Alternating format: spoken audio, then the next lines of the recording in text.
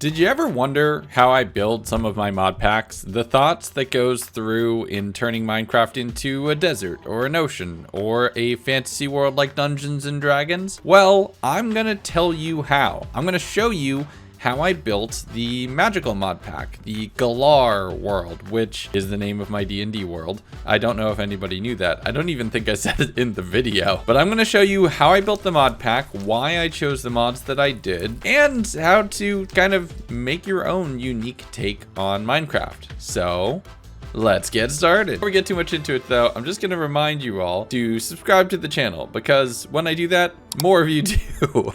And also, if you really enjoy what I'm doing here, why not think about supporting me on Patreon? It's the best way to support the creators you know and love, and it helps us just be able to experiment and do different things, play around a little bit and have fun with videos like this one.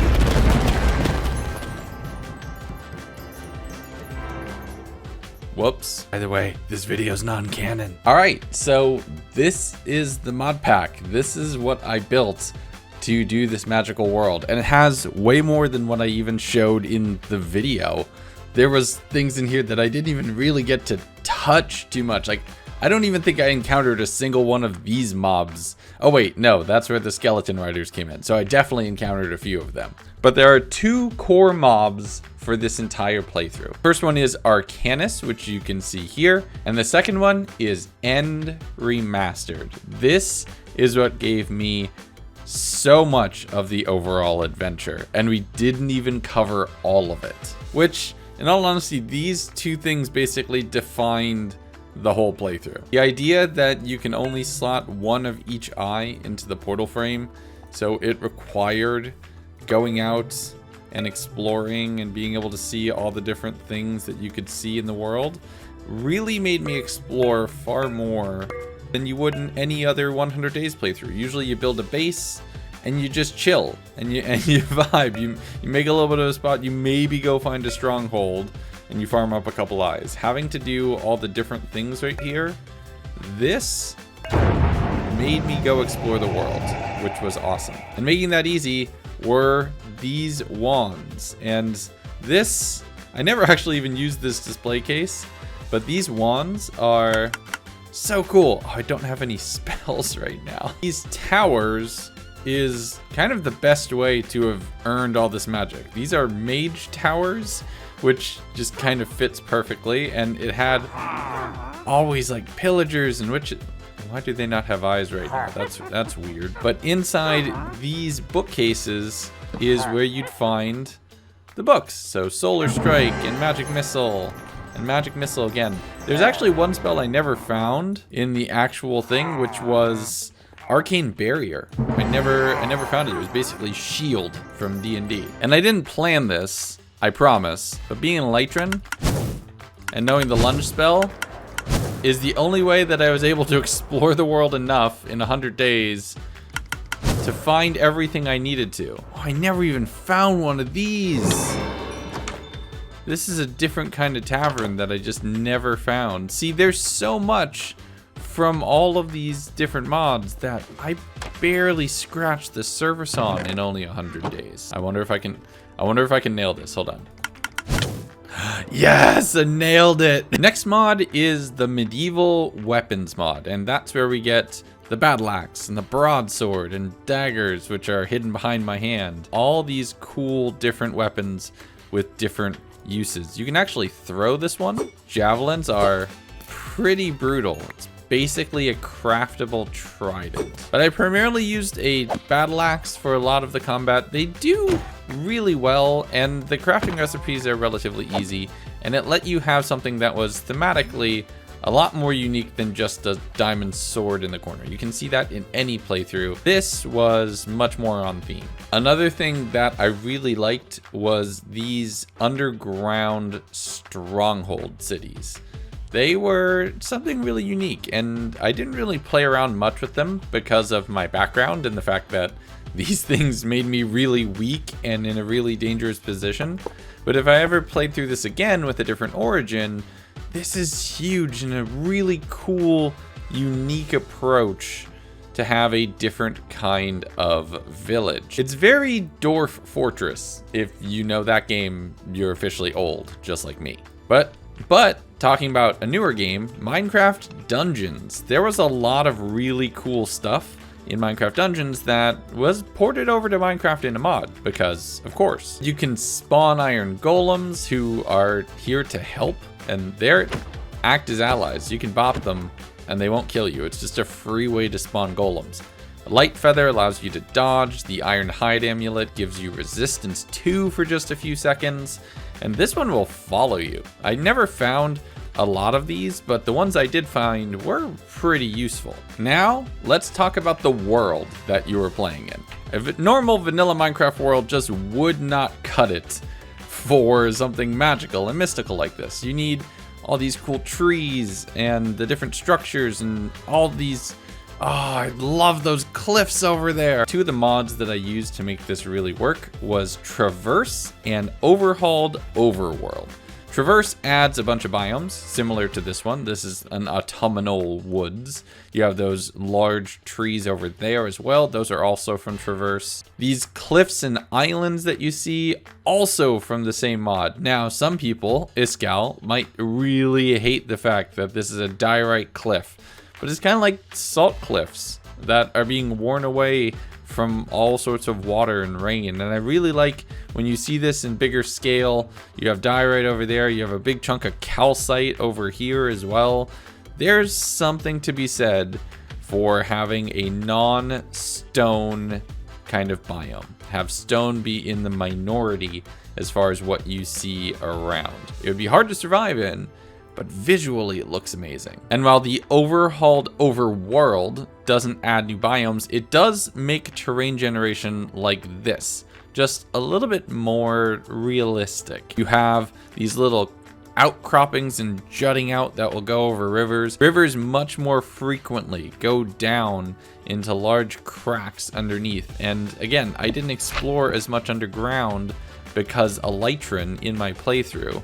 Let's just go into spectators so you can see this.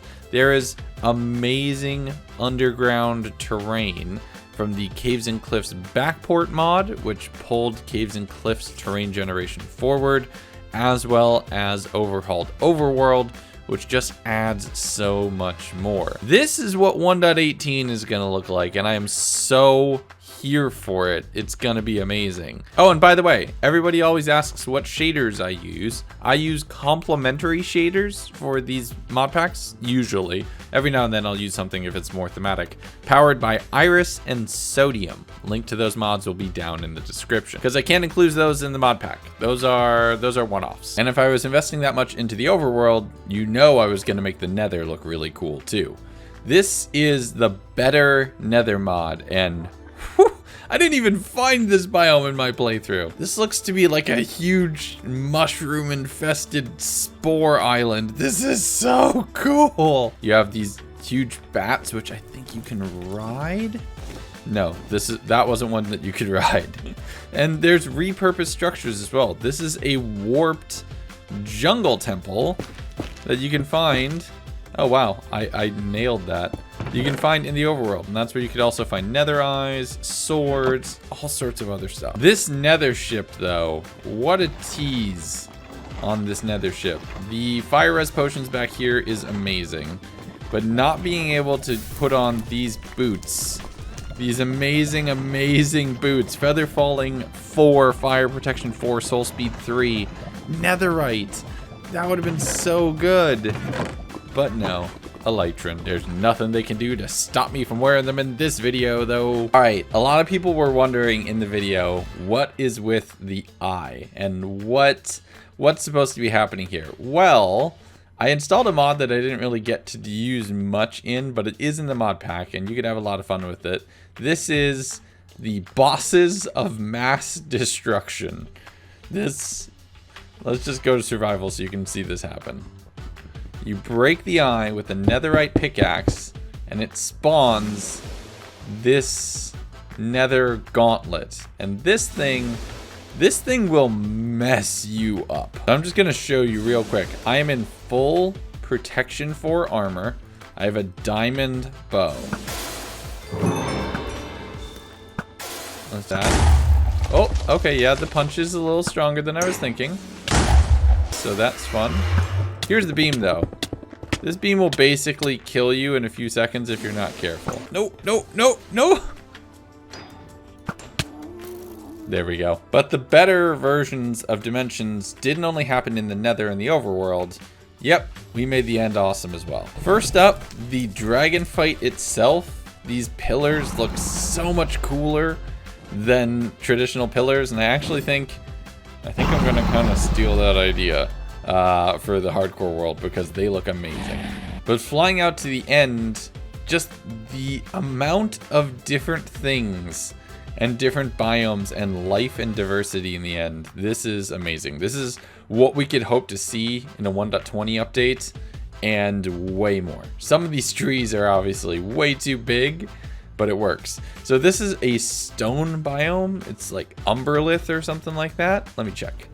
Yeah, these glowing forests with the little jellyfish looking plants floating around and glowing and adding all sorts of life. And then there was also the dark version that blinded you if you stepped on the darkened kind of black goopy endstone, which was ridiculous. The dragon woods, all of the spires that you see over here now. This makes the end absolutely magical and fantastical. And whew, I really hope we see something like this in 1.20 or beyond.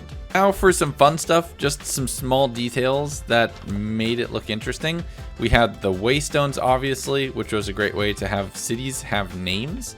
Villagers also had names auto-generated on top of all of them, which was really cool. Of course, also having different types of villages is really great. And those advancement pop-ups that you see at the top of the screen, much more medieval, much more fantastical, really works. The guild masters, let's see, one of you doesn't have a job. Why do none of them have eyes? That is so weird. Sometimes modding Minecraft can be strange. Oh, they have eyes again, thank goodness. Sometimes turn it off and turn it back on again. That works wonders. But let's talk about just some of the fun stuff that I added to make it a little bit more fleshed out. The guilds were really cool, being able to just pick up and join and take quests, basically. You could get all sorts of stuff here. It worked wonderfully. I didn't know just clicking it would mean that you would abandon the profession, so that cost me some emeralds. That was unfortunate. One thing I really loved, though, was being able to just put a pickaxe and different tools on your back. Look at that. One on your back, one on your hip.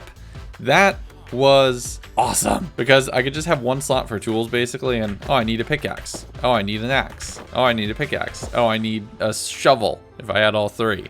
But being able to just store those away visually really fits the vibe, and just I love it. The last mod that I added just to make the video look good that I don't think anybody would even notice, but it was so subtle, is this nice little blur effect that you get when the inventory is open. It just makes it so that the thing you're looking at stands out.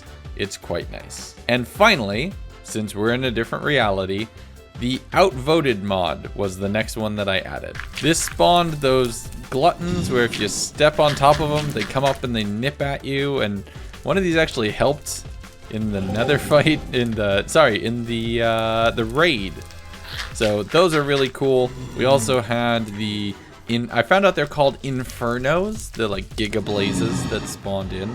They cause a lot of damage. And then the last one was the barnacle, which this is the thing that attacked me underwater at one point. That is legitimately terrifying. And there was more mods that I didn't even get to really play with at all in the mod pack. Stuff that was really late game or required more armor than my background would really allow me to have.